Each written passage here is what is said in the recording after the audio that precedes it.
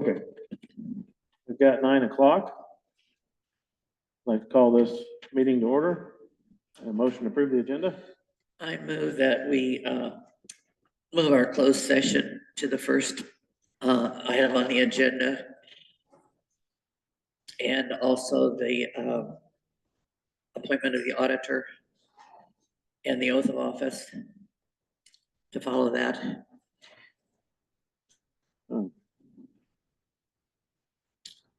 After the Pledge of Allegiance.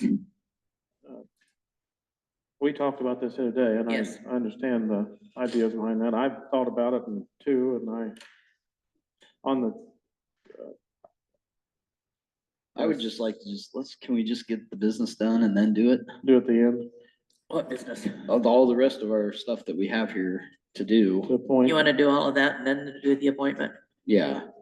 And I don't know that we need a closed session either, so, but I mean, we put it on there just in case, Yeah, but, Okay, so you want to do everything and then do the appointment? yeah, cause I just think leave it that way, that way we can get through all this other stuff that we have. and then a point. I'm good with that. Just Okay, leave it like it is. whatever. Okay, well, then let's let that motion die, I guess, I'll remove it, or whatever. remove it, whichever way you want to do Okay. it. We'll have a motion to approve agenda as presented. Yes, Okay, got a motion to approve as presented. Okay, I'll second it. I got a second by Judy. All those in favor? I, Aye. Okay, let's say the Pledge of Allegiance. I pledge allegiance to the flag of the United States of America and to the republic for which it stands, one nation, under God, indivisible, with liberty and justice for all. Okay. Public comment.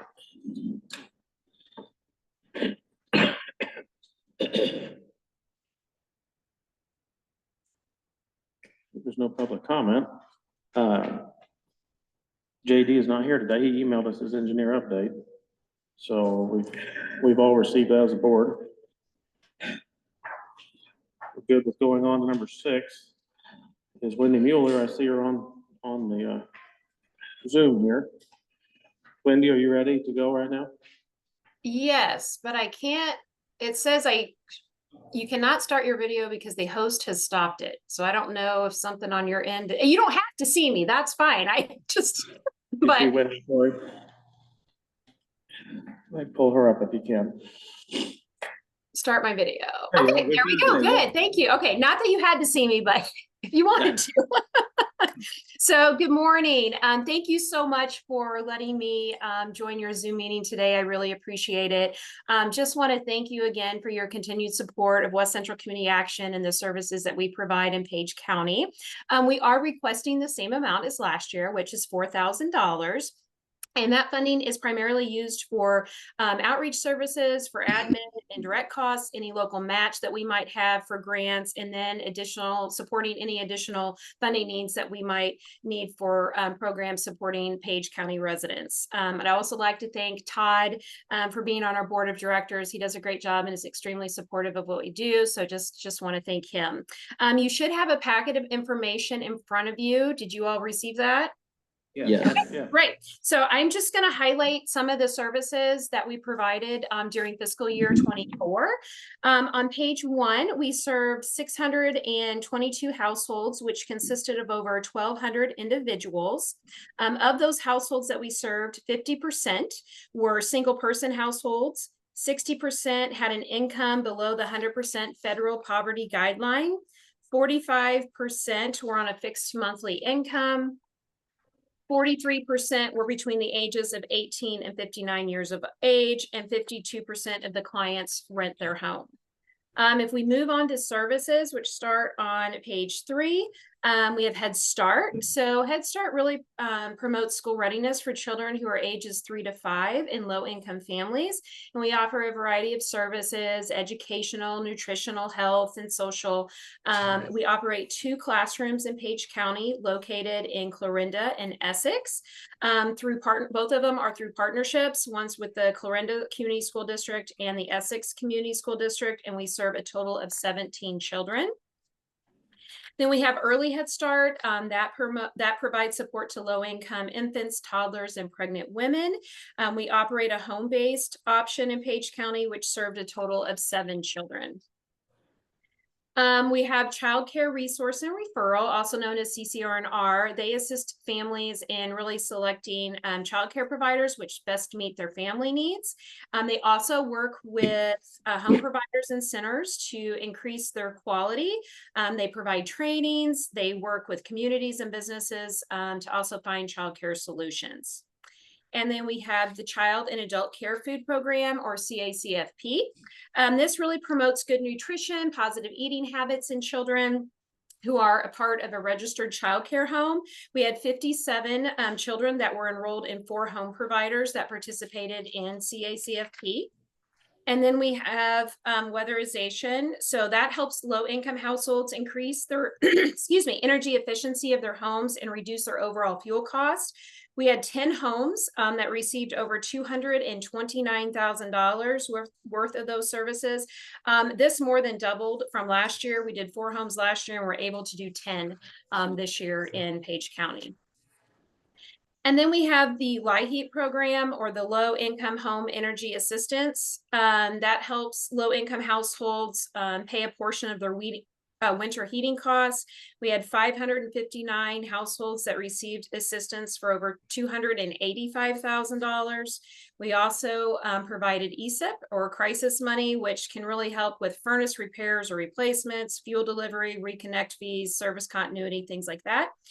We had 61 households for a total of over $41,000 with that program.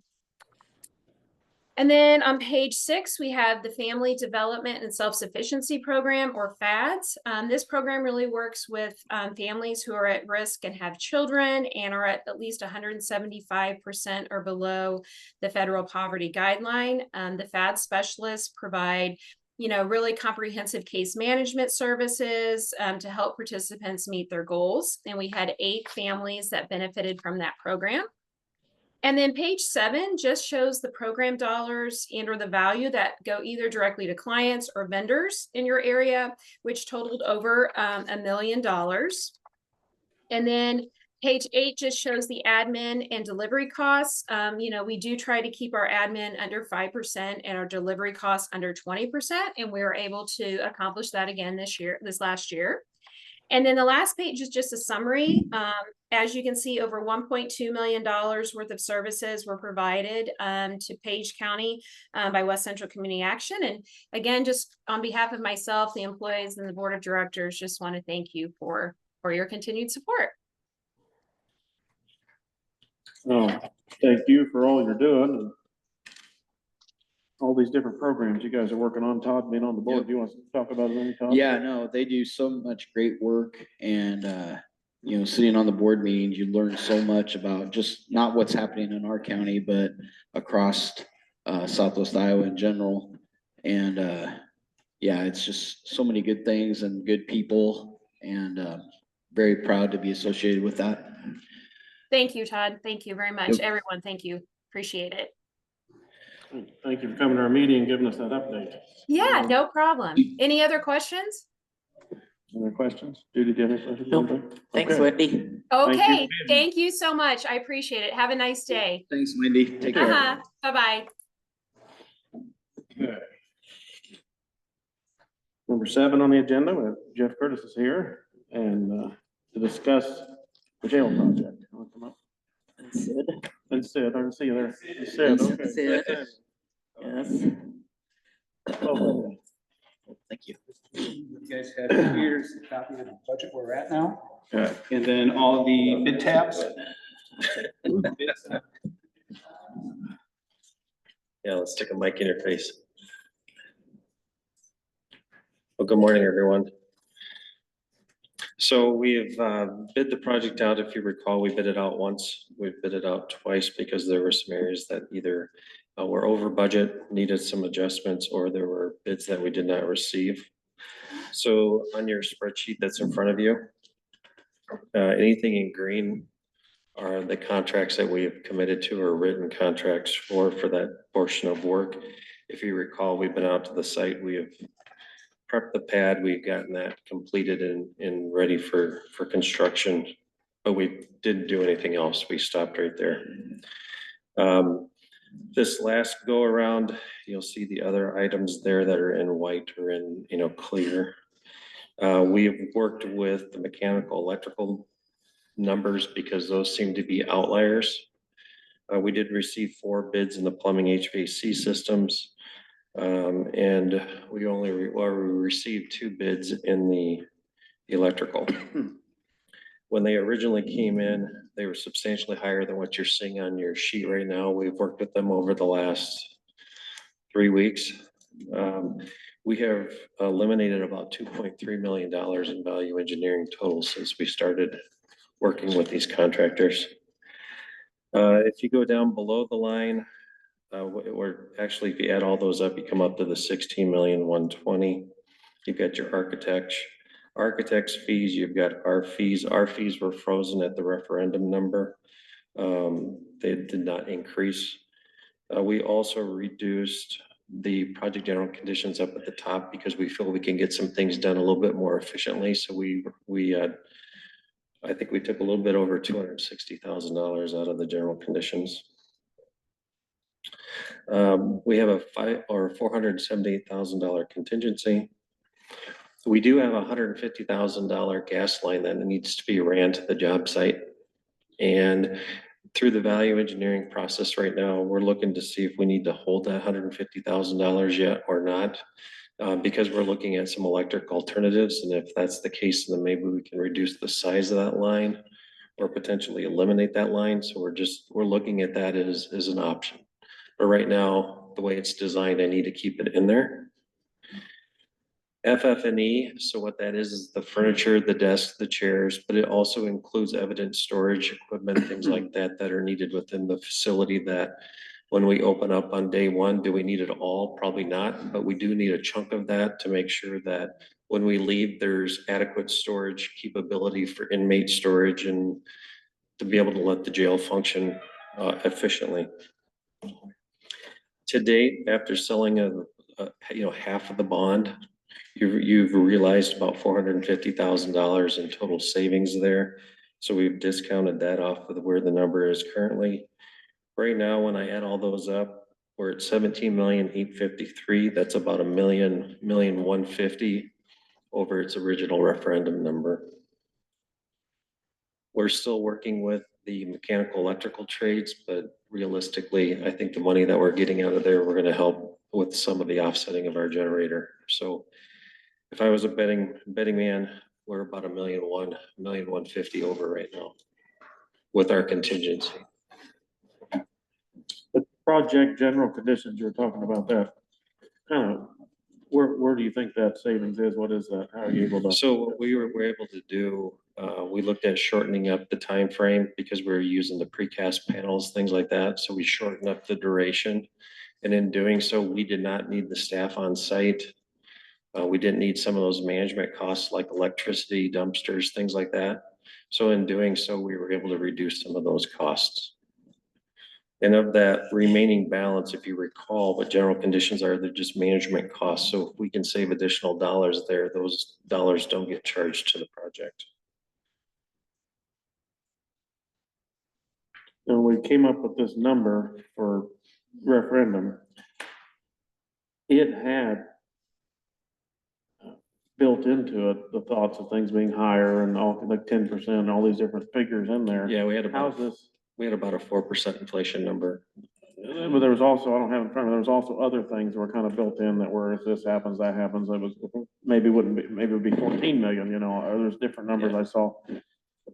So in hunting this, and that's kind of your guys' deal, how is this off so far? How is this off? I think we're getting hurt by the electrical and the mechanical side, because when I compare all the budget numbers, we've been able to keep the general trade packages. And when I say general, I mean anything outside of the HVC and electrical and plumbing. We've been able to work those and keep those well within the budgets. For example, on the detention equipment, we were able to save about $300,000 just in the detention equipment by reconfiguring and doing some things there. So we have been actually realizing a lot of these savings.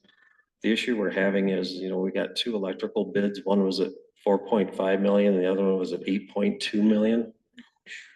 That's just, I'm gonna tell you right now, we're not paying that anywhere else. So as you can see, by adjusting the electric and working with electric, we were able to pull out of there about $1.1 million, $1.2 million out of the electric, but there's still, like I said, I still think there's some dollars there that we can pull out of there, but I don't think we're gonna pull $1 million out of there.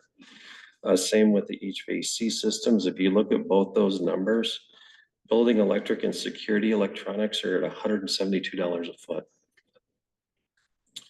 The plumbing HVAC is probably around that 150 mark. Just looking at that number, and I don't know the exact there without doing the math, but In other areas, is it a lot less per foot for this? It The same is. kind of jail? I think the problem we're running into is we have such a limited pool of HVAC and electrical contractors, and this is a fairly sophisticated building. This isn't like building your home, right? There's a lot of electronics that go into this. And I think we're paying a premium for that, far greater than what was anticipated. The people that bid, where are they from? One is out of Red Oak, O'Neill Electric's out of Red Oak. and the HVAC plumbing is out of Des Moines, correct? Correct, you've got Cunningham, they're a little better, they're out of Oskaloosa. No, Tuscaloosa. Yes. Midlands, they're out of the Omaha network, if I remember correctly on that. Proctor Group, Des Moines area, Plug is also out of Des Moines. Yep, and then O'Neill was the one electrician that was out of Red Oak. Those. So how far off? Compared to other jails similar to another area, like if it was up at Des Moines or somewhere, what would they be per square foot? Is it half or is it You'd be about 105, about 110. a third less? Yeah, we're paying probably a 30% premium here right now is what we're seeing. And we've communicated that to those contractors about our concerns. But the bigger concern that I have is if we reject these and go back into a redesign and send it back out for bid, am I gonna even have those bidders? Because we have such a limited pool that we gotta be careful of how we balance through this. I mean, we've spent quite a bit of time with this, working numbers and looking at what we can do without sacrificing the design intent of the jail.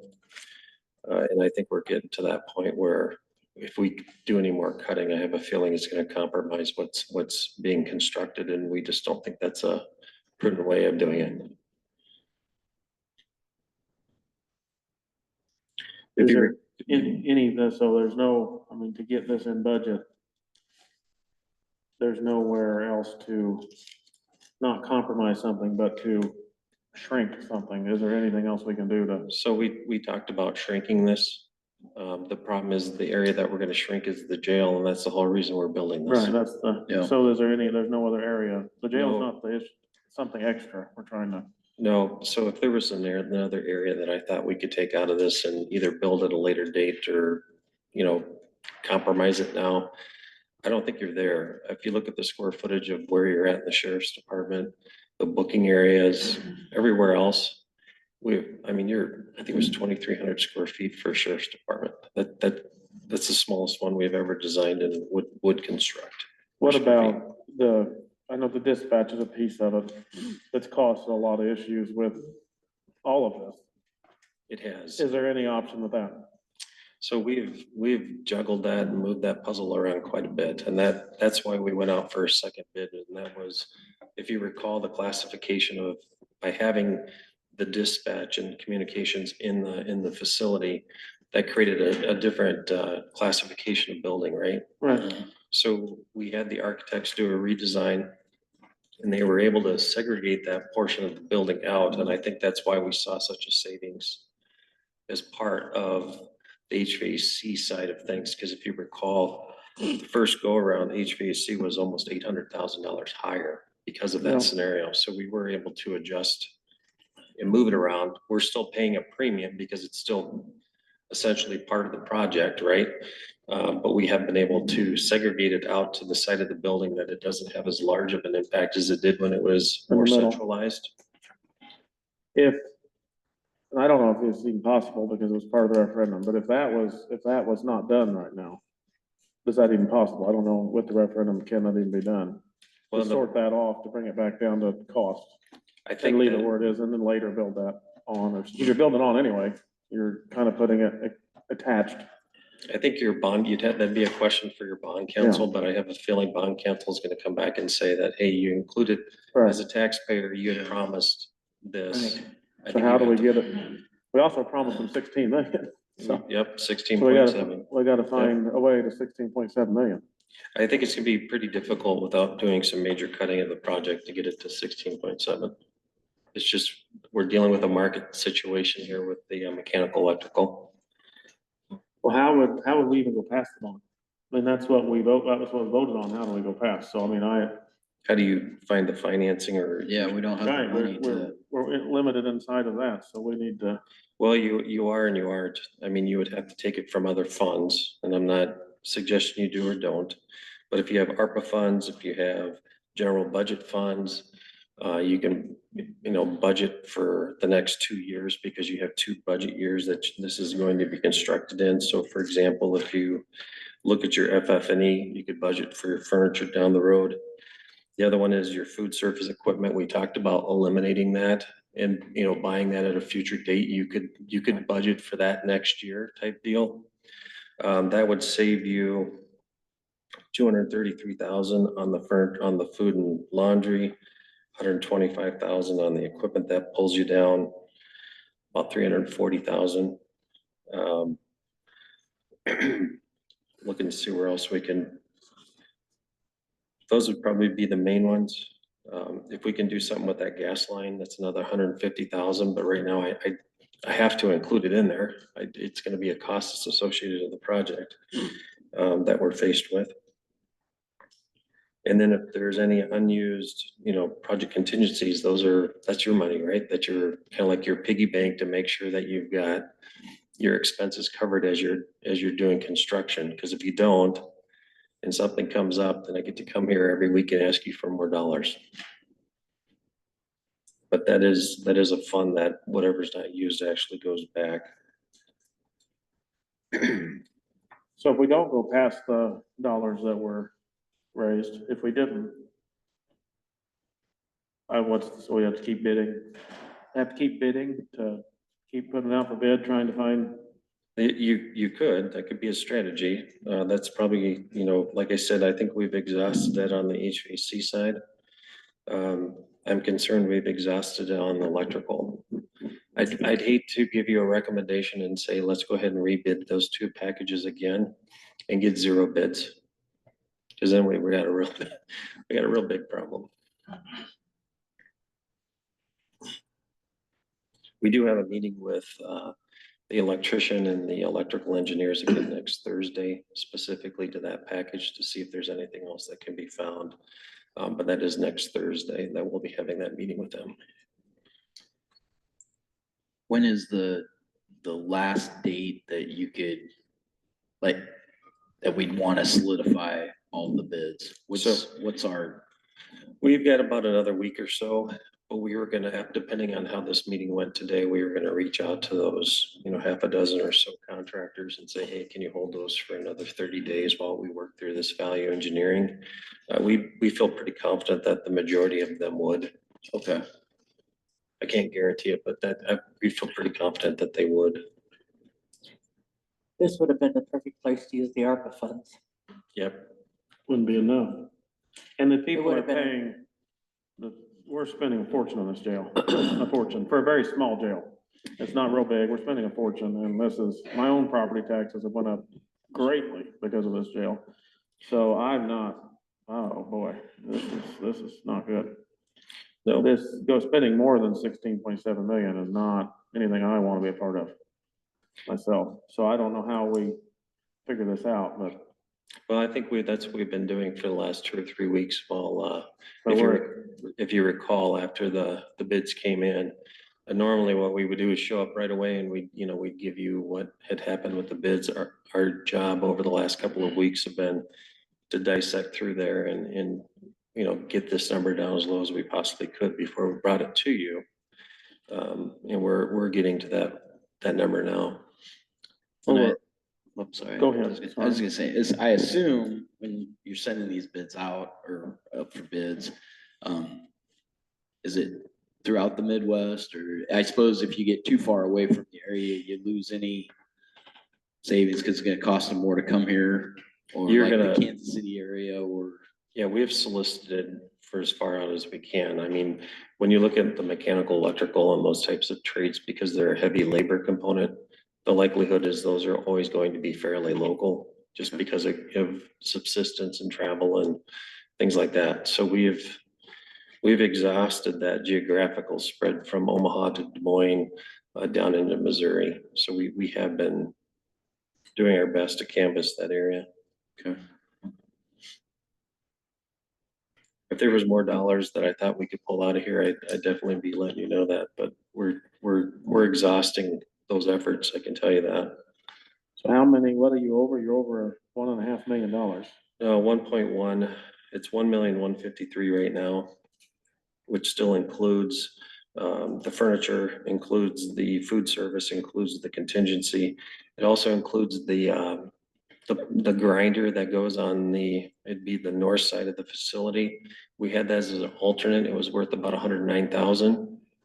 What that does is if somebody flushes something down the system, it's a grinder that will grind that up so that it doesn't get caught in your systems. Is it required? It's not, because you have other means of trapping things, but it's highly recommended that we keep it, and that's why we still have it in the number. So we're over $1 million off here, off the maximum that was in the referendum. Yep, Up I the up look to at number. the 16.7 that's the number. So when I talk to you and I say we're over 1,153,000 right now, Yeah, 17.8, yeah, I see that. Well, you have some money, you think. it comes out to about, I mean, I hate saying the number, but it's about 6.5% is what the overage is right now.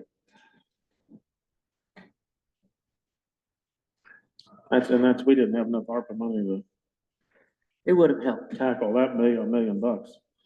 So, well, I don't know what we do, because I mean, yes, we can go try to borrow money somewhere else or take from here or there or wherever, but we're over what the referendum was, so I don't know what happens in that situation, because if you can't build it with the referendum, you basically have to referendum again, don't you? I mean, Yeah, you wouldn't send this back out to a referendum. Well, how do you pay for it then, if we don't wanna just So get, there's really, the options that I see is we look at general fund. We look at if there's any ARPA money. If there's no funds available, then we go back into a redesign and we shrink the size of the building, well, which that's what you tell us to do, that's what we will start moving towards. I don't like another $1 million. I think 16.7 million was a lot of money for jail. It is a lot of So money. we could, and the math on that, we went over this, it's been a year now, just, the whole fear of transporting and all that stuff, the amount of interest we're gonna pay on this money is unbelievable. Once it's built, it's done, we're in debt $17 million or whatever. Mhm. I don't have the numbers in front of me, but it was so much money, that money alone would do amazing things every year, just the interest on that, so. I'm not in favor of going anywhere past, I don't wanna compromise the building, but I don't want to spend any more money than 16 point, what the voters agreed on. I mean, we're not off Right. 100,000, we're off over $1 million. Right. Yep. We're a long ways off. If Yep. it's 100,000, maybe we could talk about it, but it's hard, I get it, this is not fun, I understand, but No, we'll do whatever you ask us to Now, do, that's what we're here. The project contingency you said was like the 478,000, that's just in case other things are higher or low, Yeah, you kind of no, have to keep that. Now, if you got to the end of the project, is that actual money, or is that stuff that you could put to the $1 million that we're over? you can, whatever it'd be If we got to remaining. the end and we said, hey, we're Yeah, still $1 million short, to me, contingency, and we've done some of the earthwork out there, but let's just say we were starting the earthwork and we started digging and we found a big giant rock out there, Yeah. right? And it needed to be excavated out of the way, or an old house, right? And the earthwork contractor came to us and said, that wasn't on the drawings, it wasn't in my Mhm. bid. I need $50,000 to remove that big rocker house, right? we would use our contingency dollars to pay for those types of items. If we don't have those items, and let's say that of that 478, let's say $300,000 was left at the end of the project, and that could be used to offset the overage on the project. Okay. In your general jail project, what do you see for contingencies? Because there's a lot of change orders and these kind of things. I don't know about a jail, but other things I've seen, there's always change orders. Yep. And they find ways that they need more money. What is the, I would say you're at a 3%, safely 3% is where you normally need to be at. We've brought them in a lot lower, but to stand in front of you and say, let's whittle this down to something is unrealistic, and then I get to come back to you in 6 months and say, I need more money to pay for contingency. I don't think that's a good idea. right, so it's possible that gets used. I mean, it's possible, Yep. because we haven't even started yet, and kind of things can happen Yep. as we go. That's what that's for. The good thing is that we've moved a lot of earth already, so a Mhm. lot of those kinds of things, usually your risk is in the ground, not necessarily on a brand new building, it's not necessarily once you get out, then you're a lot safer. Mhm. But yeah, there needs to be dollars left in there. And it's pretty close to where we're at right now. The other thing is, we know we've projected that $450,000. That's pretty close to what you've received. There could be additional dollars there on that credit for that interest income that could continue to help offset some of this cost, but it's, again, it's not gonna, don't expect another $1 million there, right? Right. So maybe instead of 450 or 475 or, Right. 500, but that is definitely an opportunity for you. And your total fees in this is 420,000. Yep, and that we froze at the 16.7 million. So our number did not go up because the project number went up. We froze that number.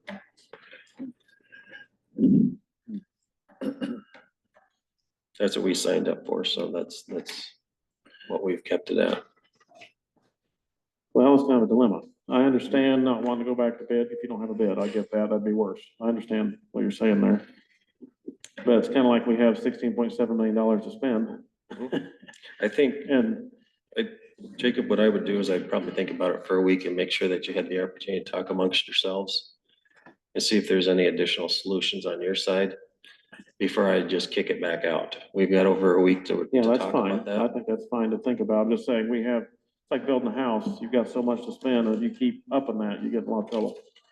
And I'm okay with whatever you tell us to do, but our job is to bring you the information. Right. I would say we've worked very diligent to get the number where it is.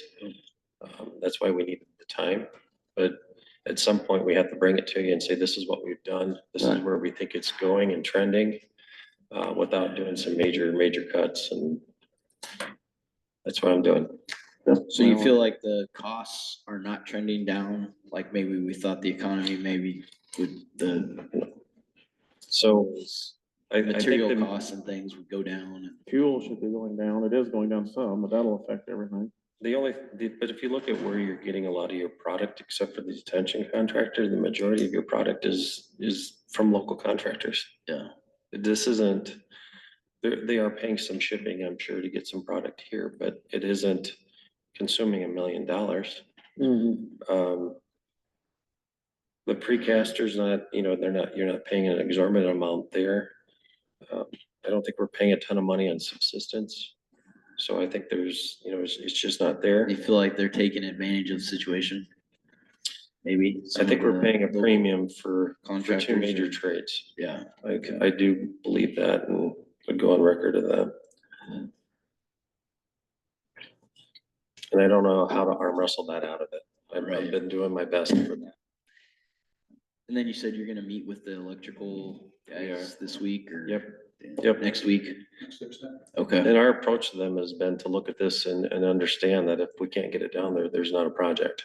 So they're incentivized to, That's the power position. Right. Because it's. well, that's as powerful of a position I can put it right now. And, Yeah. and Well, it is, that's what because I've we been only doing. have $16.7 million, and that's a lot of money to put towards us. But I think before we just throw it, and because this is the first you're seeing it, and in all fairness, I think that needs to settle in a little bit. and take a look at this a little bit deeper before we just go and do something. I think Yeah. we need to meet with them next week and see Yeah. where you come out. So what we'll do, if it's okay with you, is I will reach out to the contractors and just let them know that we're still fighting through the budget. Ask them if they'll be willing to hold their bids for another 30 days. If they are willing to do that, then we'll agree with that with them and then continue to meet with both the mechanical, electrical, and the engineers and do our absolute best to get this closer and closer to that 16.7. Let us have our meeting next week and then we can report the following if that works. That's fine. I don't know what those dates are, but that would be, But we can meet whenever, too. okay. If you need a Tuesday or whatever, we can do whatever. Yeah. But I would suggest, and if you have that opportunity, is to look internally too and say, is there dollars available or if there's strategies? Like I talked about with the FF&E or with the food service equipment. If you add those up, that's almost $350,000. So is that something that we can purchase at a later date? Through general budget or through sheriff's department or whoever? And we've had clients that had to do that. And chose to do that because then they didn't compromise their overall project and they were able to buy into it at a future date. So those are the things I want you thinking about is things that you could potentially do without having to go in and cut a building down that's already been designed pretty tight already. Okay. Sounds Fair. good. Then we'll Yes, look at that. Okay, so we'll get on the agenda for the that 21st. following, is that what it is? The Yeah, so- 21st? Or no, I'm sorry, I'm looking at November. 18th or 19th, whatever, the 19th. Change my. Whatever that. And we could do date it is. Tuesday, whatever. We can do whenever you want. Yeah, Our normal meeting would be the 19th. 19. I'm looking at that, right? Yep. Be at six. Yeah. 6 o'clock, yeah. But we can do, like, if we need an extra one, it's fine. An extra meeting. The other thing that we would do at some point is, in the event that we were to move these forward, what you would do is you would award based off their original bid. So their numbers would be higher than what you're seeing here today. And then we would do a change order, a deductive change order to reflect the discounted scope or the scope that's coming out of their original work. So that would be the logistics of what we would have to do. And we can talk about that further, but the bigger piece of that is I want to share with you what those value engineering items are so that you understand what we took out, so that if you opened up the doors, right? You say, where'd that go? Why isn't this here?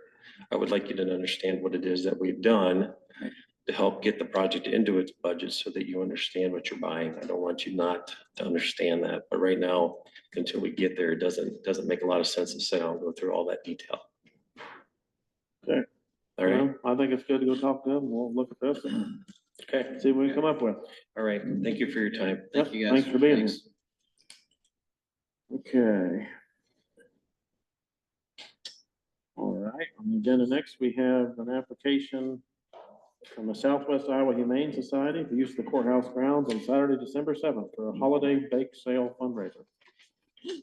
Have a motion on that? Got it here. Here it is. I'd make a motion that we approve the application for the Southwest Iowa Humane Society. I'll second that. Okay, I got a motion and a second to okay that use of the courthouse grounds. We can vote on that already? Mayor, Yes. Holmes, Yes. Clark. Yes. Okay. Got that here. Sign that here in a minute. Okay. All right, next up, we have resolution 58, extending the moratorium for the solar energy construction permits an additional 60 days. Have that here, I have this resolution, as we're working on our ordinance right now, finishing it up today, even working on, so. Have a motion on that resolution? Where's it at here? Up to you. Yeah, I'll make a motion that we approve the resolution 58-2024, extending the moratorium. I'll second that. Okay, got a motion and a second on resolution 58. Any discussion on that? Mayor, Yes. Holmes, Yes, Clark. Yes. okay. That done. So I got a sign here. Okay. The next step we have there is our first reading of our ordinance. We worked on this last year for the solar ordinance. And we all have a copy of that, and I think we have, it's on the website now, got that put up there yesterday, I think, and they're also in the auditor's office, right? We've got that in the auditor's office, so if anybody wants that, they can read through it. And I think, this will be fun, I think a good procedure to do is to read this, Okay. then we'll vote on it. Maybe we'll, Sure. if we see anything that we notice as we go through. Yep. And do we all want to read a page or 2 pages or something as we just do it? And just like we do the election, or? Do we want to have any discussion on it? Oh, well, we can. We'll read it, then we can discuss it. We're just, before we vote. To accept it, but we need to read it out loud. Do you want to discuss first? That's fine. Got something to discuss on. Is there any public comment on it before? Yep, go ahead. Why don't we just do that and then Yeah, we'll then go we'll through read it a little bit. Morning, I appreciate you taking the comment. I'm John Huff with Mid-American Energy. As I'm sure you guys know by now, we do have a 50 megawatt solar project proposed for, it's north of Clarinda. It's east of Redwood, north of 196. We actually have a couple of the landowners here today in support of that project, and mainly in support of a workable ordinance, which is our main focus today. I do think that the decision to extend the moratorium is probably a good one. I don't know that we would always say that in all cases, but in this case, I think it's probably a good one because I do think there are some things that could use a little further review, although I appreciate your effort in it so far. Is it okay if I ask a couple questions of, okay.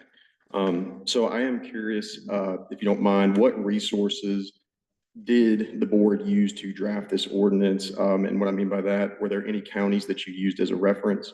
And why did you choose that county? And I'm specifically interested in, there's a couple setback requirements that I'm interested, what inspired those, if you don't mind. We used Mills County, I think. Yeah, was the we main looked at one. Mills County and I think I looked at some Montgomery County. Madison. And then, there was another county. You used the Mills County, but you changed the Adams setback. Fremont. Adams County. Fremont. Yeah. Looked at a and lot what of- now? But you The changed the setback is- setback from 300 to. We had considerable discussion on setback. We talked about this for months and months and months, and that William Doherty was here for, Right. I mean, tons of meetings. I forget how many. The setback's waivable. And even on this project, I've been told that everyone's good with it, so it's waivable setback. It's not a setback in stone. It's, the neighbor can waive it. And so, and on the setback issue, my thoughts are on that. You're changing the status quo of the rural landscape. The status quo takes precedent. So you're changing it forever. So people within a half mile ought to have at least some consideration for changing something forever around them. That's my thoughts. So that's why we did it. It is waivable.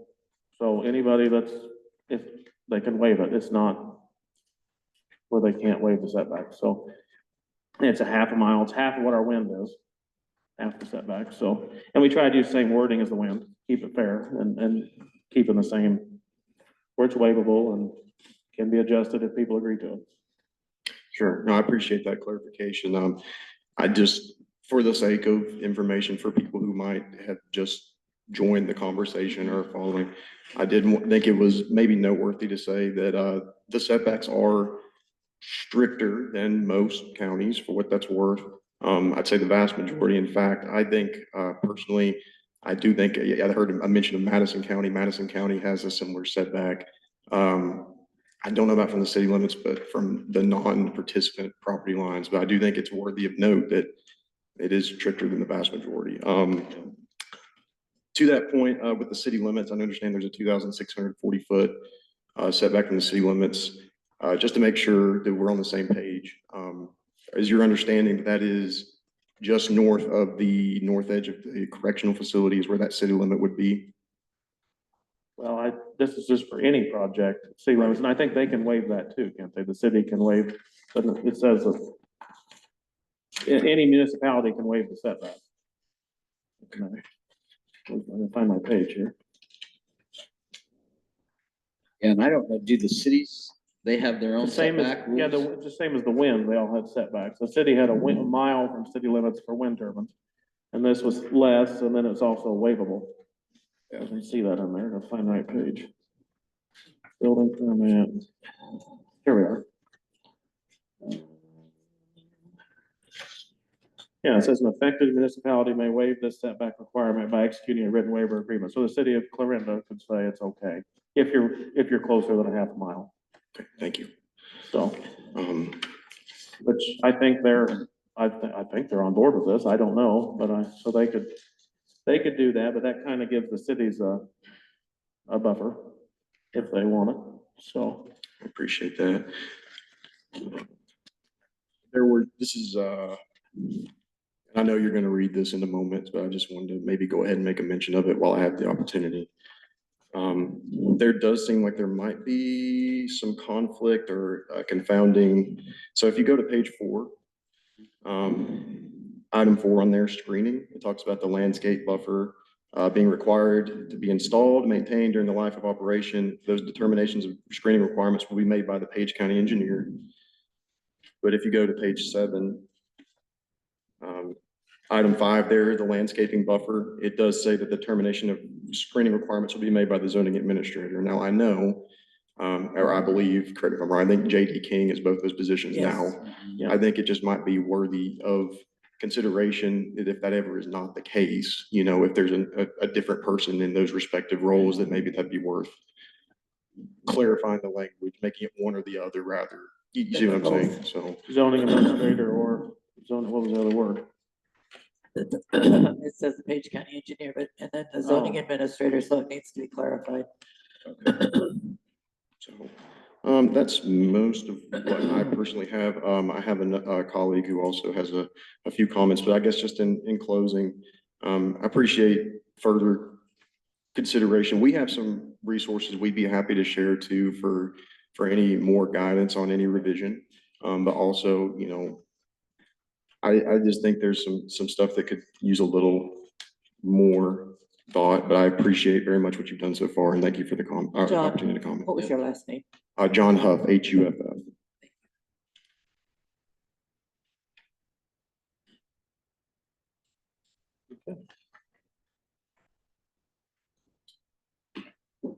Good morning, Marcus Galante, Mid-American Energy Company. I don't know, do you need the address, by the way, where we're located? What was your last name? Galante, Galante, Golf Alpha Lima, Alpha November Tango Echo.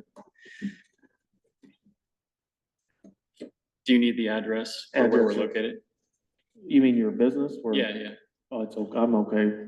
We sometimes get that question. I'll just say it anyway. 4299 Northwest Urbandale Drive. Okay. I guess I would just, Urbandale, Iowa. I guess I would echo John's comments about sort of a confounding nature. And ultimately, I do see the 60-day moratorium as an opportunity, gives you more time for consideration, more time for the public hearing, more time for process, get the kinks out, right? And, we do have a project north of Clarinda, although today's meeting's about the ordinance. If there's more questions you have about solar, if you wanted to, say, ask questions about our project in the interest of informing your ordinance, we'd be happy to engage in those discussions. And yeah, you mentioned Jacob. Will's no longer with us.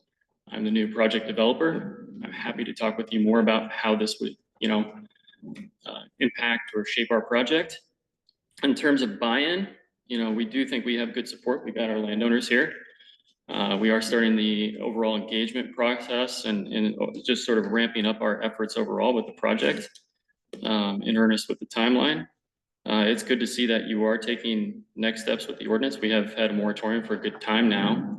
But I guess I would still say that this looks rushed. It looks like there's areas of here that could use some tuning and at least further consideration, further comment.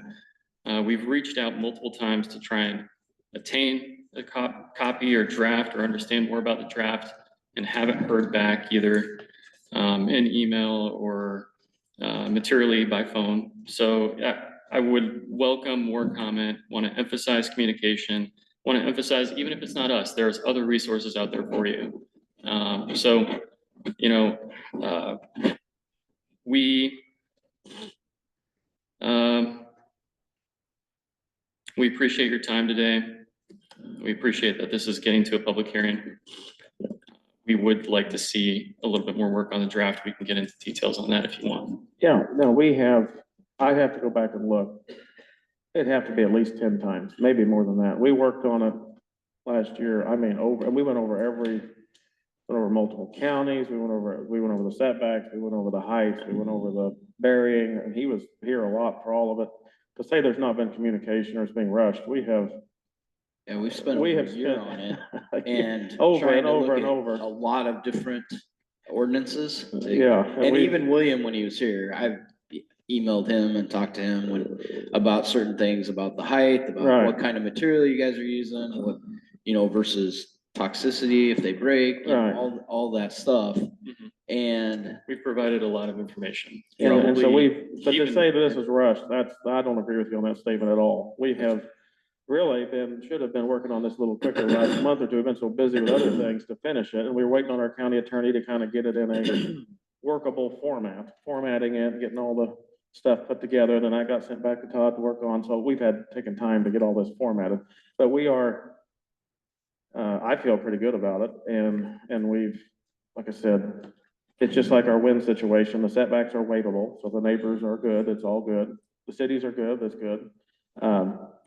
I don't have that email, maybe right in front of me. It's here somewhere. We need to go through, and for an ordinance, it has to be read and passed 3 times. And then it's not a hearing, and then it'll be published in the paper. Sure. And we got it on the website. I want everybody got it put up there, and it's kind of formatted, which we just got done. Yeah. So that's wrong with it, and the one word change on just the name basically is something to look at, but. Yeah, I guess I'll take the phrasing back and say, opportunity for public comment, this right here. So, So, yes, and that's what we're doing right now. And you can talk, and we have given, how many opportunities for public comment on this? I mean, right, and we tried to do this, so when we set out to do this ordinance, we wanted to do it all during the meetings yeah, in the public eye, so Yeah. that we could talk about each section. yeah, We kind of went through each section and, what would we like to see? What do we not want to see? What doesn't match? What is too excessive? What is not excessive, what our thoughts were. And that's kind of how this whole ordinance was developed, based off of a lot of best practices from other counties, and then trying to create our own that is best for Page County. is, so the 2640 setback, whether that's the municipal or the non-participant, how is that viewed as a best practice? it's half of what our wind is, because they're not 300 to 500 feet tall. And it's also, you're changing, my view, you're changing everything, for the area. You're changing if you put up 1,000 acres of solar panels, I know people, they've called me, that have maybe farm or an acreage, and they're surrounded on all sides by bottom ground. If you'd put 1,000 acres on all sides, and they're 300 feet from their house, Yeah, it so, would not be the same. But anyway, and we don't have, I mean, that's a thought, and it's waivable. So you at least gotta talk to people within a half a mile. Otherwise, you wouldn't have to even talk to them. And we would still want to engage with people anyway, but consider just for a second, a half mile. A half mile topography wise is over a hill. There will be people Could be. potentially with our project that will not be able to see or hear our project. So you talk about changing the status quo. yeah, I mean, I don't think we would be changing the status quo for people that would be beyond the line of sight or be able to hear the project. possibly, but you'd have to write an ordinance with how tall a hill, this and that, all. We just have to have a number, okay? And it's waivable. And there's been a lot of ordinances that have happened where the company comes to the county. We've seen this in Page County a few years ago, and they construct an ordinance without anybody knowing anything, and there's never anything said, and it's all done, and it's passed, and they waive the second and third reading, and things happen, and the people have no idea. So I'd have to go back and count how many times we've opened up public comment on the solar ordinance. We have opened it up at least 10 times, maybe more than that. We went through every section publicly, never privately. It was all public. Here we go. I'm in Input favor, was taken. I'm in favor of public process. And you guys were here. I mean, Mid-America was here for a lot of it. So, I don't know if we engaged in, say, an understanding of the red lines or drafting a process. I think maybe it was, Well, as we Providing talked about each section. Yeah. Whatever it was, I Sure. remember William giving his opinion on each section. He talked about depth and how we kind of adjusted that a little bit. If it was inside the project, as he brought up some concerns, we did adjust that, the depth of things different than when, but it was on the project, not leaving it. So we adjusted some things off his comments even. So we did work with him. And this has been, we have spent a lot of time and we have opened it up for anybody that wants to talk about it. was your review process with, did it contemplate projects where there was both, an ordinance that was passed as well as an existing project, or strictly only ordinances passed? I'll We, give you an example. like Would you Todd said, you know, Well, we looked at ordinances that are passed on the books in the other counties. Okay, and then we So worked not different Page necessarily County. other projects. not where successful projects have taken place Right. following those ordinances. Yeah. Okay. Now, I did look at, Adams County, I think, does have a project. That's, I don't Mills know if does it's too, I think. Mid-American, but there is a solar field there in Adams County outside Corning. Yeah. That, we looked at Adams County's, ordinance as well as, and you mentioned Madison County, I think we looked I at did. that. too. And you Or- sit here, and you make, Right. on the position of trying to build a solar farm, and that's okay, I get it. But we also have people that live in Page County that maybe don't want to be surrounded by 1,000 acres of solar panels. So we have to write an ordinance that goes both ways. It can't be just one way or the other. I understand. And it can't only be written to allow the cheapest, easiest way to build one. So, Wouldn't disagree with you there. so where I'm at with this is, we have done this for a long time, and it's these things that are the biggest thing is you gotta talk to people. The rest of it can be worked with, because most of it matches Mills County. And we were told that was a good ordinance, so. We have existing projects within city limits in some instances with zero nuisance complaints. And that, We have projects that are within the 2640 distance of, say, Fort Dodge. We give that as an example. I'd have to look at it again, but I believe it is. I think it can be the case that those projects can exist. But to write an ordinance, I would say that I'll just keep things simple for now and say that the ordinance is the strictest of its kind that I'm aware of. And it would be difficult to build something like this. It just is. And So that impacts your one by Clarinda. This ordinance, if you were trying to do it today, would not let you do the Clarinda one, or is that what you're saying? I'm happy to follow up with you and communicate with you on the details. We just got this yesterday. Okay.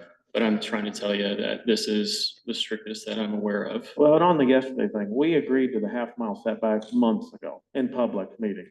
I don't know where. that Over and was. over again. We talked, it's Okay. all on video too, so we discussed different distances, more and less, and it all happened in public meeting, it all happened with an agenda item. And we came to an agreement on that months ago. This is just getting it all formatted and putting it together, so. Yeah, and if we're considering this an opportunity to opine, this, I would say the 2640 as one example is one area where I would say it makes it difficult to build a project. Well, on this, I appreciate your comment. And the other, I'll say, the focus is the ordinance, but overall, I want to continue to emphasize communication, and any project that we're considering, we're doing as a collection of projects because we need the power to serve load. So, if there's anything else that you want for information about why we're considering the project, happy to detail it separately, but we're trying to serve customers, including customers in Page County. So overall, we do see this as a public benefit, building this project. If there's any further questions, any further communication, we're happy to follow up with you. I did have a quick question. So, Sure.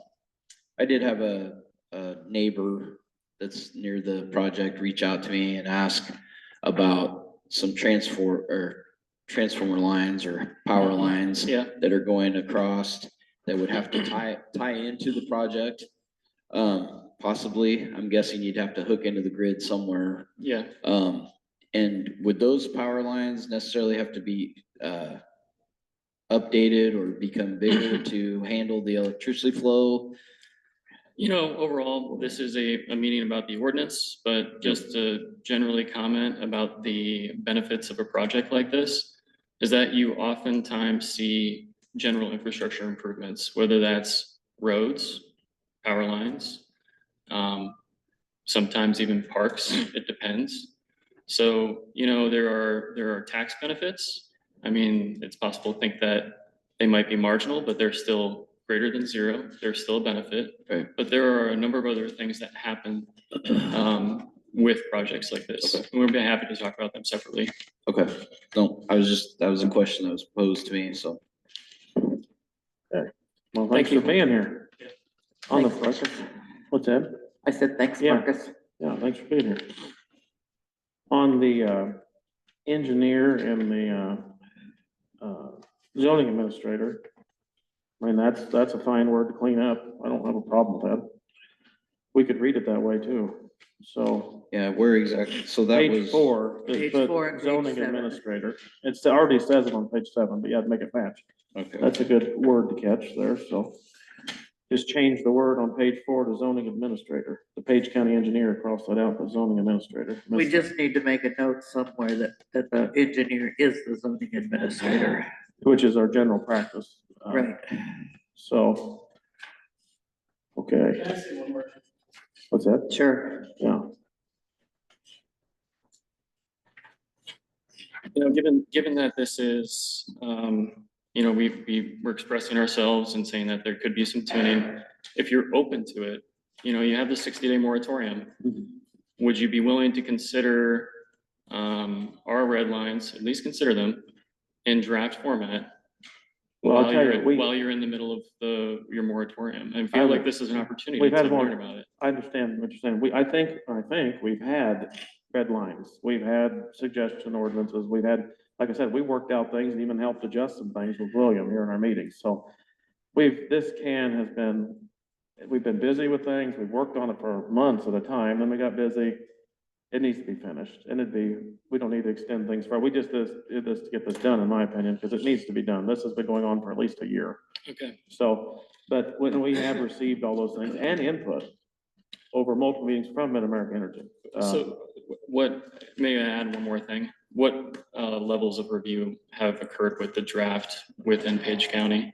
What do you mean review? Has it been the board? Have you run it through your planning and zoning group? We have talked in this meeting with you, not you specifically, but with you present or on the call, your Mid-America, for months. It went on for months, and it was over and over, and we had suggestions sent, and we went over Yeah. every single section of the ordinance. I don't think I have that in front of me, but I'm asking you about what internal review has occurred with Page County. Well, as the board, we make the ordinances, okay? The supervisors and I will make ordinances. Sure. I'm sure you're aware of that, and we've discussed it in public in our meetings, each section. So that's the review. And our county attorney went over it and kind of cleaned it all up, gave some suggestions to wording, and then gave it back to us. And now and I'm not for waiving anything, we're gonna read it, and we're gonna post it, and we're gonna publish it, and we're gonna vote on it. So just to summarize, the Board of Supervisors and the county attorney have reviewed it. I mean, that's, yeah, the main procedure, yes, But yeah, I mean, for the main, but the public has had lots of opportunity for input. for input. And it's not something that, you know, that's one thing that we took very seriously when creating this ordinance, because we've had problems with ordinances. And we wanted to make sure that it's done in the public eye and that everybody had a chance to voice opinions on it and what we were doing. And that's how we conducted this. And this is, you know, what we have come up with in a year's time to create this and finalize it. And so now we're to the point where we've done all this work and all of this input has been put in and we've finalized it. And kind of that's where we're at. Sure. So. Thanks for your time. Okay, I would suggest on page 7 that it says for the zoning administrator that we put in parentheses, Page County engineer. okay, or could you do the other spot the same way? Could you put Page County Engineer, Zoning Administrator on page 4? Does it matter either way? Whatever. Either way, Because if it happens to not he always, I think in historically, that is who our administrator is, right? It is correct, but just so that, yeah, What's the best way to clean that up? So do, that's Either way. evidently the only place we use zoning administrator. okay, well, I mean, we use it under number 4 also. yeah, page 4, So number 4, is that what you mean? maybe we use it under number 4 and number 5. We probably need to have someplace where we use it, where we define it. Just do Page County Engineer / zoning, You're right, zoning administrator. zoning administrator. So that kind of gives him the job there, so, or whoever it is down the road. She could make them run together. That's page 7.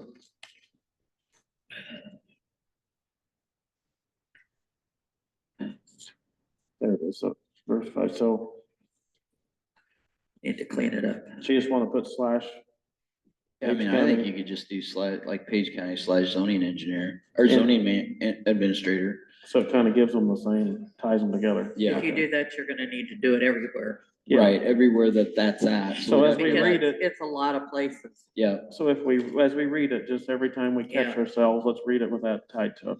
Just, yeah, and we can go back and and then correct we'll that. have that corrected and reposted, but we'll read it the correct way. And, you know, we can, So, well, how do we want to tear off into this? Who wants to be the first one to go? I can read it. Okay. Well, we're gonna read our So, ordinance here, for solar ordinance. Better get moving. yeah. Better get cooking, yeah. All right, Page County Solar Energy Systems, statement of intent. The purpose of this section is to facilitate the construction, installation, and operation of solar energy systems in Page County in a manner that promotes economic development, protects property values, and ensures the protection of health, safety, and welfare while also avoiding adverse impacts to important areas such as agricultural lands, conservation lands, and other sensitive lands. And then it lists our definitions. So, a personal solar energy system is defined as a solar energy system that generates electricity from a solar energy primarily for use on same site or same land use with which the system is physically associated. Solar energy systems utility scale is a solar energy system that generates electricity from solar energy primarily for sale to an electric utility or other third-party commercial or industrial user. dB is a weighted sound level in decibels. Decibel, the principal unit measurement for sound pressure level, the intensity of a sound wave. Excessive noise, sound that is determined by the ordinance to be too loud or unnecessary or creates a noise disturbance. Wait a minute, what'd you say? Excessive noise, Like, what different there. do you have something different? Yeah. Let me see. E, excessive noise, sound that exceeds limits set by ordinance. What am I reading? Might be reading Let me see. So mine matches that one. Go to the packet one. That might be one that was not quite finished yet. That's why we read it. That's good. that. Have you got the same one I've got, Jacob? Yes. Let's just have one that was, do you see that? Oh, here, sorry. Yep, I was reading out the wrong one. Okay. So excessive noise, sounds that exceed limits set by ordinance. Okay. F is non-participating landowners and is a landowner that has not signed a binding easement with the applicant, developer, owner of the SES-US project. G, occupied non-residential building shall mean any building other than a residence that is regularly occupied by humans and that is open to the public, sells goods or services, or a public religious or other nonprofit institution. Project area shall mean the geographic area encompassing all components of the SES-US project. And the property line shall mean the legal boundary between privately owned parcels and publicly owned land or public right-of-ways. Public conservation areas shall mean land owned by county, state, or federal agencies and managed for conservation, preservation purposes, including but not limited to wildlife management areas, conservation areas, parks, preserves, covered bridges, wildlife refuges, and waterfowl production areas for purposes of the regulation, public conservation areas. Also included land owned by nonprofit conservation organizations and other privately owned lands upon which permanent conservation easements have been granted to public agencies or nonprofit conservation organizations. Public conservation areas do not include land enrolled in the Conservation Reserve Program, CRP, and no SESUS project is allowed on CRP land. Okay, FAA is the Federal Aviation Administration. L is the feeder line, which shall mean any above or below ground line that carries electrical power from one or more solar panels. M, surety is in finance, a surety or a surety bond or guarantee or guarantee involves a promise by one party to assume responsibility for the debt obligation of a borrower if that borrower defaults. Performance bond is a financial guarantee that the terms of the contract will be honored. If the one party to a contract cannot complete their obligation, the bond is paid out of the other party to compensate for their damages or costs. And then number 3 is personal solar energy system, which is PSES. Purpose and intent. The purpose of these regulations is to provide a uniform and comprehensive set of standards for the installation and use of a PSES designed for an on-site home, farm, and small commercial use that are used primarily to reduce on-site consumption of utility power. The intent of these regulations is to protect the public health, safety, and community welfare without unduly restricting the development of PSESs. And so A, permitted use as personal solar energy system shall be considered an accessory use to a principal permit use. And B, as special requirements, personal solar energy system shall be subject to the requirements stated herein. Ground-mounted PSES height shall not be greater than 15 feet at maximum tilt of the solar panels. Structure-mounted PSES height shall not be greater than the allowable height of any structure within the zoning district in which the PSES is to be installed. Setbacks, the ground-mounted PSES shall maintain perimeter setbacks, including side and rear yard setbacks, often 10 feet measured at full horizontal tilt, and shall be 10 feet from any other buildings or structures on the same lot. No PSES shall be permitted to be located in the required front yard setback unless at least 75 feet back from the edge of the county road right of way, or at least 80 feet back from the edge of the state or federal road right of way. Building codes, all county, state, and national construction codes shall be followed. The PSES shall provide electricity for on-site use by the owner. This does not prohibit an owner from making excess power available for net metering. You want me to read? Yep, you can read the next. 6, approved solar components. Solar energy system components must have an underwriter's laboratory listing of approved equivalent. C, building permit. Before a building permit is issued, the following shall be submitted to the Page County Engineer's Office for review. 1, a site plan showing A, name, address, email address, and phone number of the property owner. B, parcel line. C, all existing structures with heights clearly marked. D, sanitary infrastructure, that is septic field. E, setback measurements. F, easements present on the property, including those for utilities. G, septic field tile location. H, floodplain location if applicable. I, topography lines, 2-foot contours. J, location of all solar panels and associated equipment.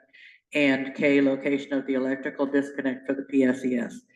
2, evidence that the local electric utility has been informed of the customer's intent to install a customer-owned solar energy system.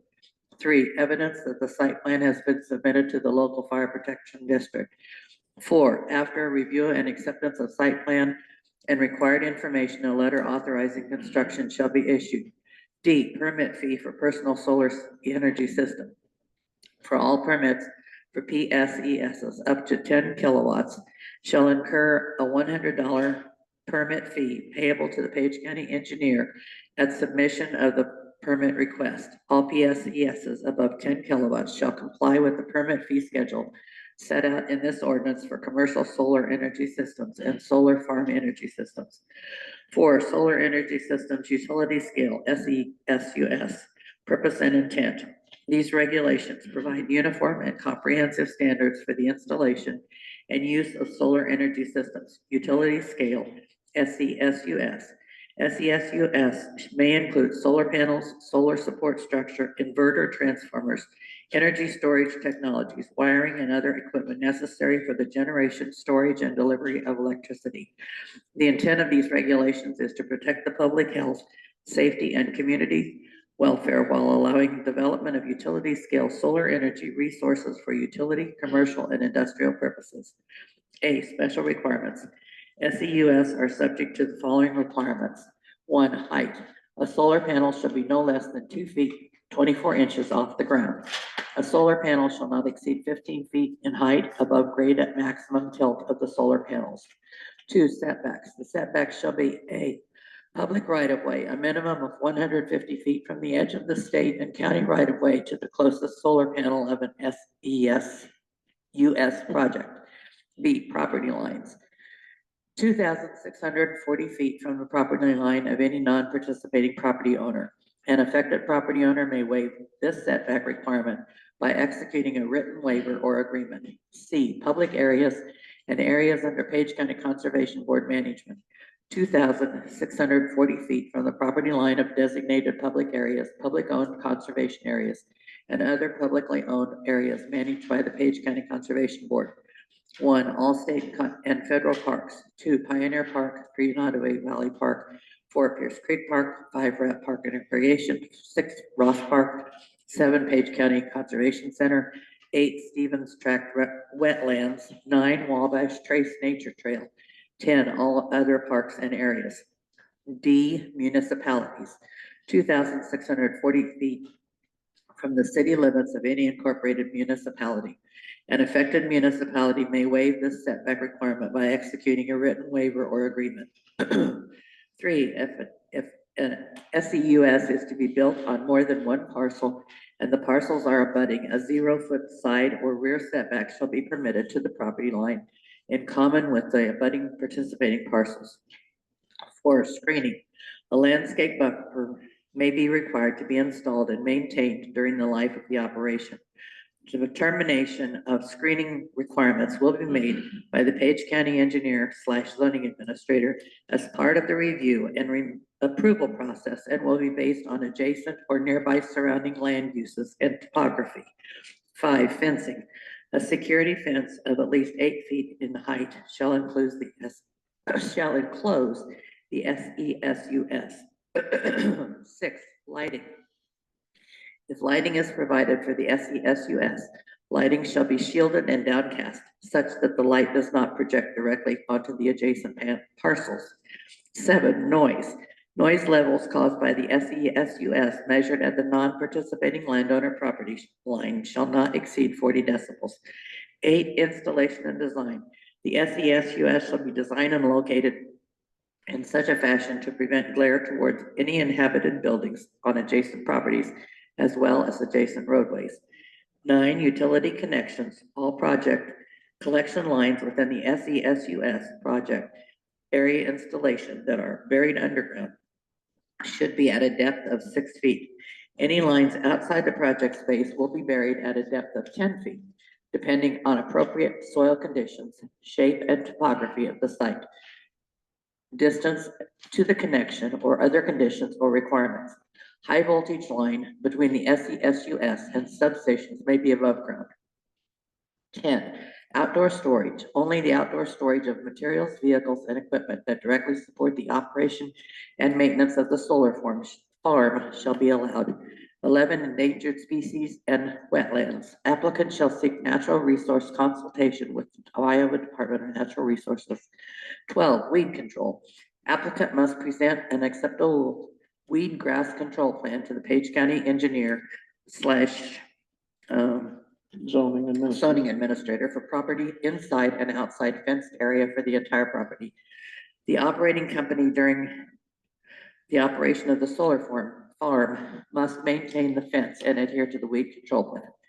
13, waste. All solid waste, whether generated from supplies, equipment, parts, packaging, operation, or maintenance of the SESUS shall be removed from the site and disposed of in an appropriate manner. All hazardous waste generated by the operation shall be removed from the site immediately and disposed of in a manner consistent with all local, state, and federal requirements. 14, maintenance, repair, or replacement of a facility. Maintenance shall include but not limited to painting, structural repairs, and integrity of security measures. Site access shall be maintained to a level acceptable to emergency response officials. Any retrofit, replacement, or refurbishment of equipment shall adhere to all applicable local, state, and federal requirements. Any discarded materials or construction debris will be promptly removed in a timely manner. Said debris shall remain on the property no longer than 60 days. 15, cleaning chemicals and solvents. During operation of the proposed installation, all chemicals or solvents used to clean photovoltaic That's quite a word. panels shall be low in volatile organic compounds, and the operator shall use recyclable or biodegradable products to the extent possible. Any on-site storage of chemicals or solvents shall be referenced on the site plan. 16, soil erosion and sediment control. The applicant agrees to conduct all road work and other site development work in compliance with the National Pollutant Discharge Elimination System permit as required by the State Department of Natural Resources and comply with requirements as detailed by local jurisdictional authorities during the plan submittal. If subject to NPDES requirements, the applicant must submit the permit for review and comment and an erosion and sediment control plan from beginning construction.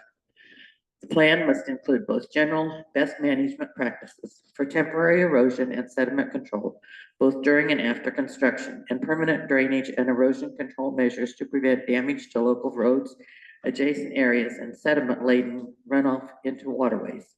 17, stormwater management. For the purposes of pollutant removal, stormwater rate and runoff management, flood reduction, and associated impacts, the applicant shall provide a detailed stormwater management plan with analysis of pre- and post-development stormwater runoff rates for review by local jurisdictional authorities. 18, administration and enforcement. The Page County engineer, zoning administrator, and any necessary personnel may enter any property for which a conditional use or building permit has been issued under this ordinance to conduct an inspection to determine whether the conditions stated in the permit have been met as specified by statute, ordinance, and code. Failure to provide access shall be deemed a violation of this ordinance. 19, submittal requirements. The applicant shall submit all materials contained in this subsection at the time of the application of a conditional use permit. B, application. The application of a conditional use permit for a commercial solar energy system shall include 1, a written summary of the project, including a general description of the project and its approximate generating capacity. 2, the names, addresses, and phone numbers of the owner and SGES and SFES operator. 3, the interconnection agreement unless the developer is also the owner of the electrical power lines. 4, a site plan of the SGES and SFES site showing A, boundaries of the site, B, all proposed SGES or SFES structures, C, property lines, D, setback measurements, E, location of all existing structures within the project area with their uses identified and any existing structure within 300 feet of the project area with their uses identified. 4, topography lines, 2-foot contours, and G, floodplain location, if applicable. H, all other information contained in the Page County zoning ordinance as may be required to file an application. To protect agricultural soils, all solar gardens and solar farms will be subject to a land evaluation site assessment, LESA. The LESA information will be utilized for a conditional use permit application and not for map amendment or rezoning purposes. C, building permit. Before a building permit is issued, the following shall be submitted to the Page County Engineer / zoning administrator for review. 1, site plan with all items previously required in the application. Additional items to be included are: 1, site plan with all items previously required in the application. Additional items to be included are: A, all SGES or SFES structures, including but not limited to the project solar plant panels, substation, interconnect substation, and location and voltage of any overhead transmission lines. B, ancillary equipment. C, transmission lines. D, well. E, sanitary infrastructure, i.e. septic fields. F, field tile location. G, existing easements.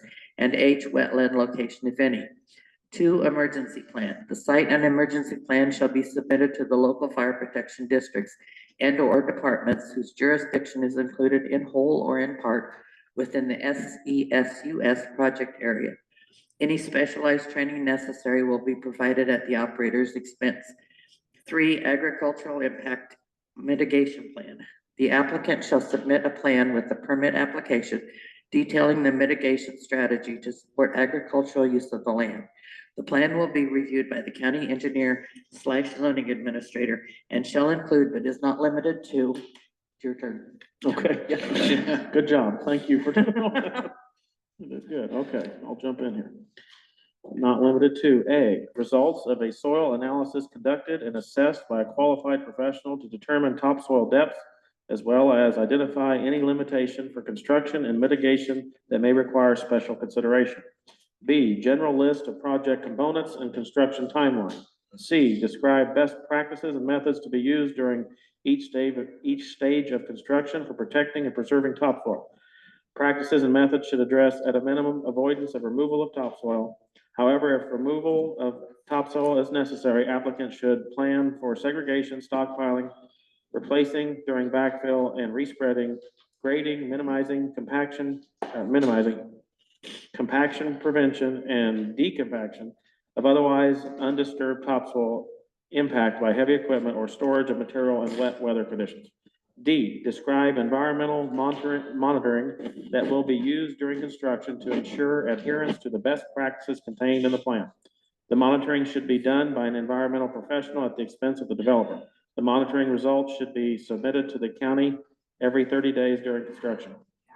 E, describe the general procedures to be used for identification, avoidance, and repair of any underground drainage tile lines located within the project site before, during, and after construction. 4, a vegetation mitigation plan. A, ground under and around the solar array shall be planted with a perennial vegetated ground cover as identified in the vegetation mitigation plan. The ground cover shall be developed in accordance with the following standards. B, avoid removal of topsoil to maximum extent possible during development and decommissioning unless part of a remediation effort. C, the area shall be planted and maintained per the vegetation mitigation plan in perennial vegetation for the full operational life of the project to prevent erosion, manage runoff, and build soil. D, at the discretion of the zoning administrator / Page County engineer, other practices such as small-scale farming, beekeeping operations, or grazing may be allowed in the ground cover area. 5, landscaping buffers. To mitigate potential negative effects and reduce the visual impact of the SESUS, a landscaping buffer shall be installed and maintained during the life of the array operation. The determination of screening requirements will be made by the zoning administrator / Page County engineer as part of the review of the conditional use permit and will be based on adjacent or nearby surrounding land uses and topography. Where the zoning administrator / Page County engineer finds that a landscaping buffer is appropriate, landscaping shall be installed within a planning area around the portions of the site specified by the zoning administrator / Page County engineer in accordance with the standards of this subsection. All applications for for which this subsection applies shall submit a plan for review and approval. The landscaping buffer shall use trees, shrubs, grasses, and forbs that are native to Iowa, or where appropriate may include naturalized or non-invasive species or a combination thereof to provide a vegetation screen in all required areas. 6, maintenance, repair, or replacement of a facility. Maintenance shall include, but not limited to, painting, structural repairs, and integrity of security measures. Site access shall be maintained to a level acceptable to emergency response officials. Any retrofit, replacement, or refurbishment of equipment shall adhere to all applicable local, state, and federal requirements. Any discarded materials or construction debris will promptly be removed in a timely manner. Said debris shall remain on the property no longer than 60 days. 7, cleaning, chemicals, and solvents. During operation of the SESUS, all chemicals or solvents used to clean, what's that fun word? Photovoltaic panels shall be low in volatile organic compounds, and the operator shall use recyclable or biodegradable products to the extent possible. Any on-site storage of chemicals or solvents shall be referenced on this site plan. 8, stormwater management. Prior to receiving a building permit for the purpose of pollutant removal, a stormwater or runoff management, flood reduction and associated impacts, the applicant shall provide a detailed stormwater management plan with asset analysis of pre and post-development stormwater runoff rates for review by local jurisdictional authorities. 9, aviation protection. Applicant must complete and provide with the application results of a solar glare hazard analysis tool or the most recent version adopted by the FAA. Applicant must provide evidence of notice and no response and/or non-objection from FAA that the project will not affect commercial or military flights. 10, administration and enforcement. The Page County engineer / zoning administrator and any necessary personnel may enter any property for which a conditional use or building permit has been issued under this ordinance to conduct an inspection to determine whether the conditions stated in the permit have been met or specified by statute, ordinance, and code. Failure to provide access by appointment within 48 hours of request shall be deemed a violation of this ordinance. D, certification. SESUS shall confirm to applicable industrial standards, including those from the Underwriters Laboratory, UL, and Federal Aviation Administration, FAA. All applicable county, state, and national construction and electrical codes shall be followed. E, safety. All SESUS shall provide the following at all locked entrances. 1, a visible high voltage warning sign. 2, name and phone numbers for the electrical utility providers. 3, name and phone numbers for the site operator. 4, the facility's 911 address and GPS coordinates. 5, the site operator will coordinate with the local fire department, emergency management agency, and 911 director to provide training on an annual basis for the first 5 years of the project is complete and in operation. Said training will commence with 6 months prior to the completion of the project. After that, offered on an annual basis for the life of the project. All emergency responding agencies will sign off that said training was completed or offered. F, repowering. Proposals to replace more than 25% of the panels in a facility within a 12-month period shall be required to submit a plan for review and approval with all associated costs assigned to the applicant and/or the property owners. G, roads. The applicants, owners, and their contractors shall avoid damaging public roads. SESUS project owners shall be responsible for repair or damage to public roads. The current Page County road use agreement will be signed before any project work can start.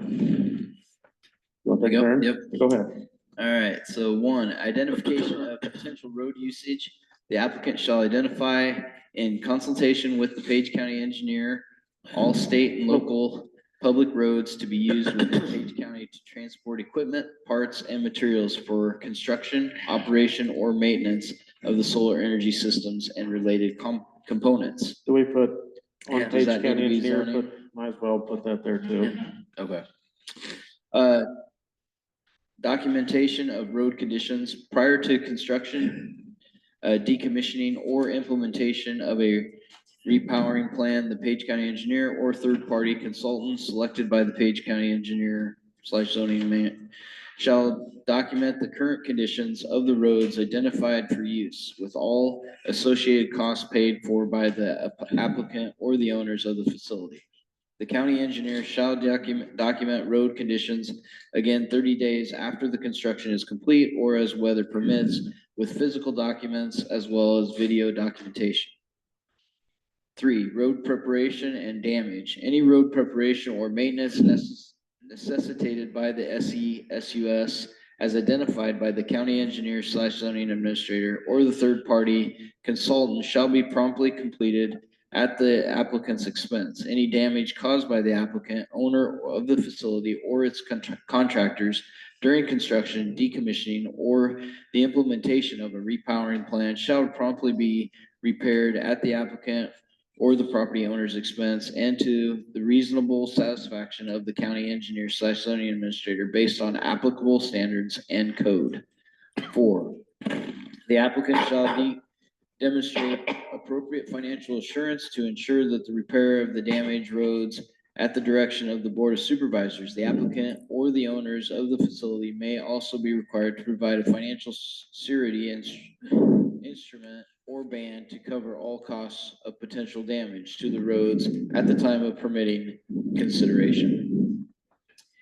H, decommissioning and reclamation plan. Prior to applying for the building permit, the SESUS project owner operator shall submit a decommissioning plan to the Page County Engineer's Office. The engineer / zoning shall review the plan for completeness. The plan shall include a description of the plan to remove the SESUS equipment and restore the land to its previous use upon the end of the project's life, as stated in the solar energy ordinance granting the conditional use permit, or as stated in the Page County zoning ordinance. 2, provisions for the removal of structures, debris, and associated equipment on the surface and to a level of not less than 10 feet below the surface, and the timelines sequence in which removal is expected to occur. 3, provisions for the restoration of the soil, vegetation, and disturbed earth, which shall be graded and reseeded and or the property may be returned to agricultural use. 4, an estimate of the decommissioning costs certified by a licensed professional engineer in current dollars. The engineer providing this estimate shall submit it to the Page County Engineer's Office for review, and all costs associated with this engagement shall be borne by the applicant. A written financial plan approved to ensure that funds will be available for decommissioning and land restoration. 6, a provision that the terms of the decommissioning plan shall be binding upon the owner or operator and any other of their successor assigns or heirs. 7, upon review of the decommissioning plan, the Page County engineer shall set an amount to be held in a bond, escrow, or other acceptable form of funds approved by the Page County Board of Supervisors. The value of the surety shall not be reduced based on the salvage value of any materials. So there's a FUDS that needs an N. Right. So, yep. So everybody's aware of that. Or equipment, the plan shall state the Page County shall have access to the project and to the funds to effect or complete decommissioning 1 year after cessation of operations. 8, upon the county's request, the applicant shall provide the county with a new estimate of the cost to decommission the SESUS project every 5 years under the same conditions as set forth in the section above. Salvage value of structures, electrical wire, and other appurtenances shall not be considered within the cost estimate calculations. Upon receipt of this new estimate, the county may require and the applicant, owner, or operator of the SESUS project shall provide a new financial plan for decommissioning acceptable to the county. Failure to provide an acceptable financial plan shall be considered a cessation of the operations. A, release of financial security. Financial security shall only be released when the Page County engineer determines after inspection that the conditions of the decommissioning plan have been met. One, financial security. After the 10th year of operation, the applicant, facility owner, or site operation shall provide financial security instrument to cover the costs of decommissioning in accordance with the following. B, decommissioning funds for financial security shall be in an amount equal to the net cost for decommissioning the site plus a 10% contingency. The financial security fund shall be maintained in the form of cash, certificate of deposit, performance bond, escrow account, surety bond, letter of credit, corporate guarantee, or other form of financial assurance acceptable to the Page County Board of Supervisors.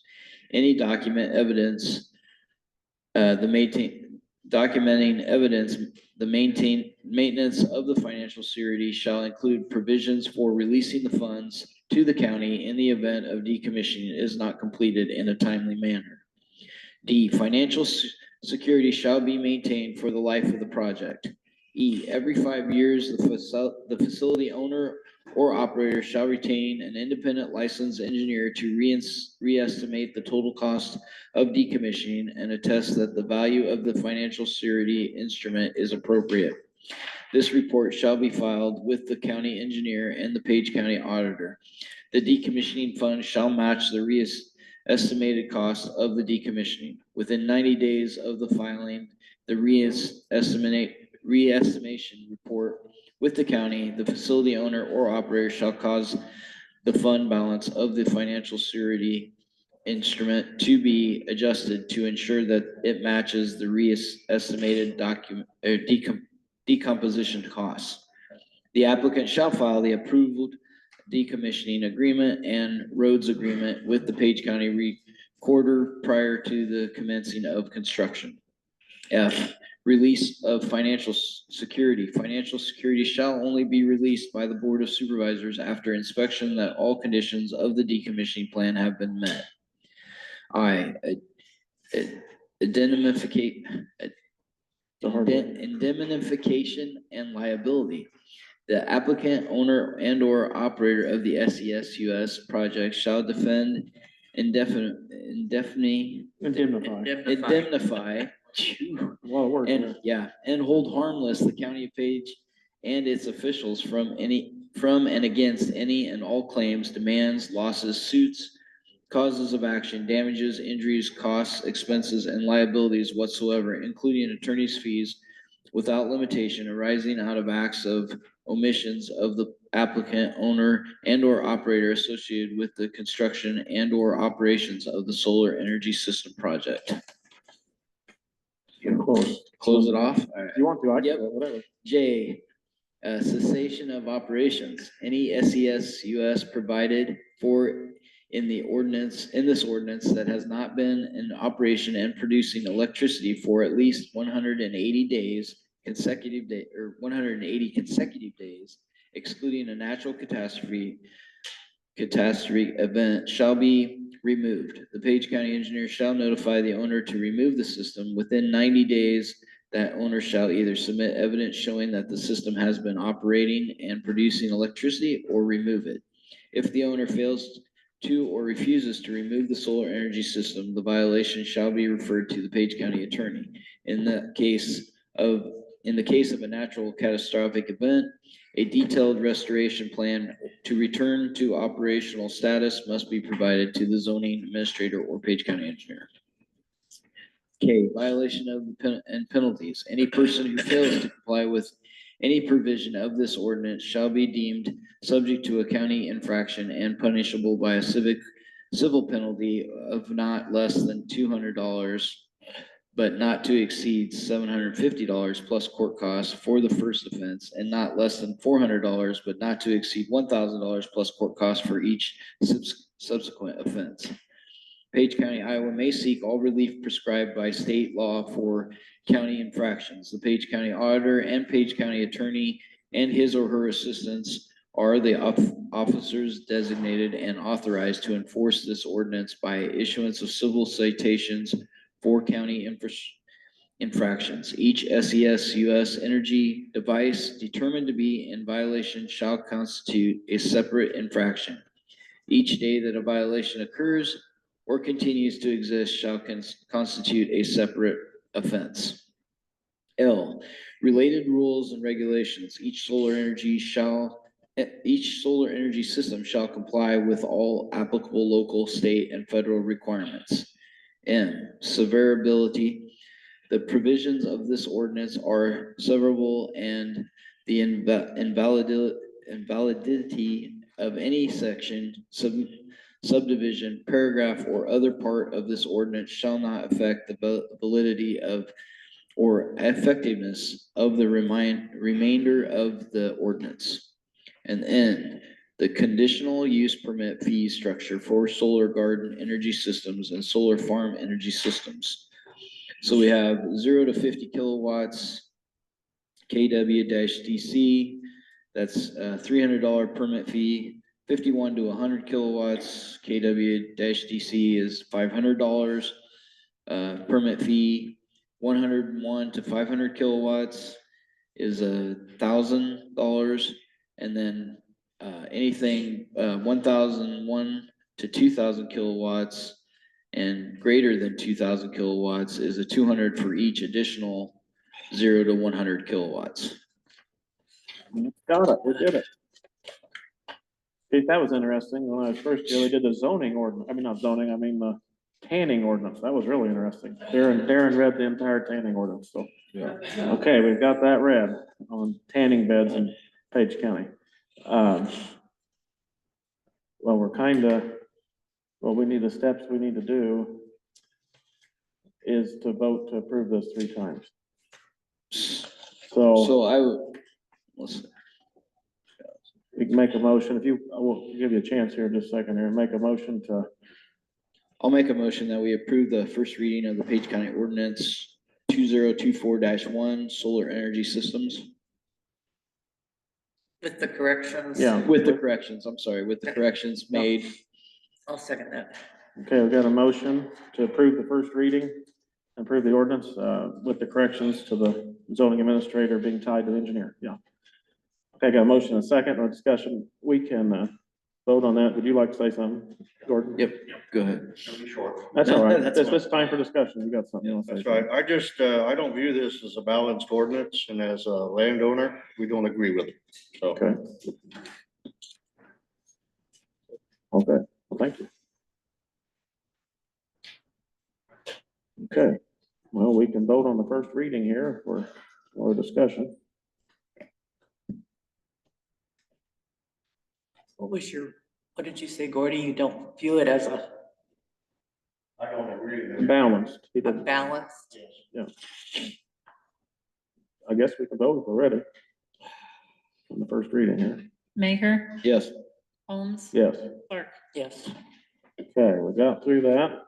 We're gonna do it 2 more times. We're just approving that we've read it. Yeah, we've read it and we'll do it 2 more times here. So we read the whole thing and got some, we'll fix those couple little issues, get that posted. Get that publicly, and you can pick up a copy in the auditor's office, a physical copy too. Fix it. Okay, so we'll get that fixed and then they'll be there for the next meeting. All right, the agenda here, let's see. Board communication. Yes, okay, what do I we had a have? Wabansie meeting Tuesday. Hold on, see. Meeting, let's see, well, What else did I don't know. it's coming up here. Let me look at the calendar we've got. Today's the 5th. What day did they say they were meeting with the electrical contractor? Next Thursday. Next Thursday, so Yeah. they might know something that night. Okay. Anything else, communication? I I don't don't, really have just anything. I've got, scheduling. I know we're working on trying to set up a EMA and E911 meeting, so they did send something out for that to try to get people, and then you guys have the district supervisor thing tomorrow Right. In Creston, in there's a Crescent. meeting we could go to. Yep. Attend. Okay, if there's nothing there, do we have claims? I didn't No see any, claims. so we have no claims. The minutes are from the 3rd and the December 3rd and the 26th. Do I have a motion on the minutes? Did you jump down there? I move we approve the minutes from December, or November 26th and December 3rd. Okay. Got a motion?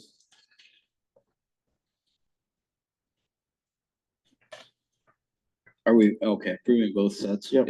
Okay. Yeah, I'll second. Got a motion and second to approve the minutes from December 3rd and November 26th. Mayor, Yes. Holmes, Yes. Clark. Yes. Okay, minutes, man. Okay, we have a, next up there, we have a closed session. We could go into closed session as the option of going to closed session over the discussion of appointing the auditor, which is the next thing on the agenda. We have I don't know, there's rules that I did reach out yesterday, late in the day, emailed the IPIB because I talked about that in training. I'm not in a need to go into closed session on that myself, and they said they would have to, the person or persons would have to request a closed session for us to even do it. So I'm good with not doing that, I guess. What's other feelings on that? Okay. Not going to the closed. Yeah, session. I don't think we need to go into closed session. Okay, so, I don't feel it's needed. okay, and then we have, I go on. do appreciate all of the applicants and I thought they all did really well. Yep. And it's nice that we have a lot of good people that are willing to step up Right. and go out there to apply for things like this. So we have, it's coming. As we do everything in public, that's the way this works, is we appoint publicly and all these things with as a public position. The next step on the agenda is the appointment of the Page County Auditor, and I'd like to just start out with making a motion on that right now. Just keep it simple, and I'd like to make a motion to appoint Cindy Van Tossen as the Page County Auditor. Jeez. I'd make that motion. I'll second. Okay, we got a second. I do appreciate everybody putting their applications in and going through the interview process. Very fortunate. So we got a motion and a second. Any discussion on that?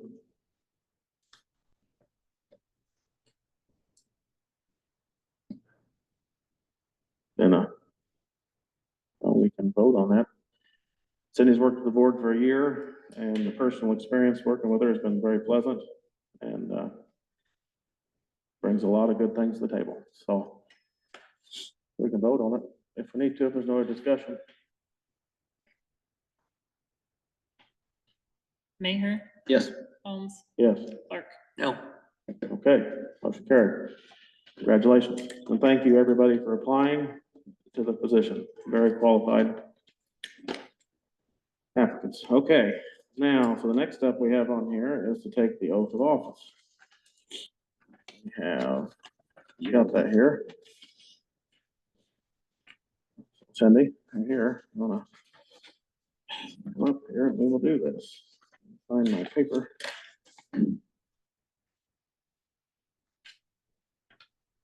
Let's go. All right. I'll go over here. Oh, stand here.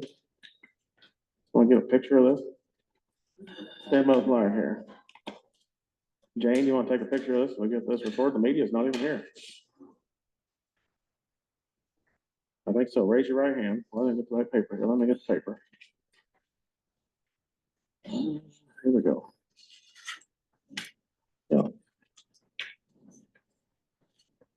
So raise your right hand and we'll repeat after me.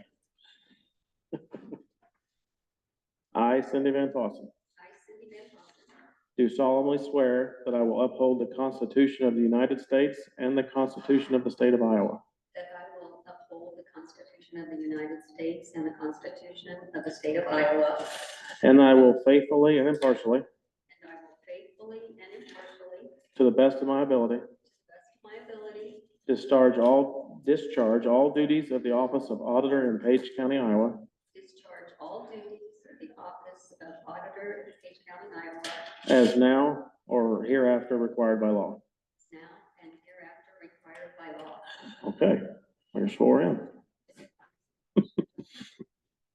There we go, okay. Got that done? Sign all this. I move we adjourn. All right, Second. got a motion to adjourn, second. All those in favor? Aye. Aye. Aye. We're adjourned. Get all this signed right.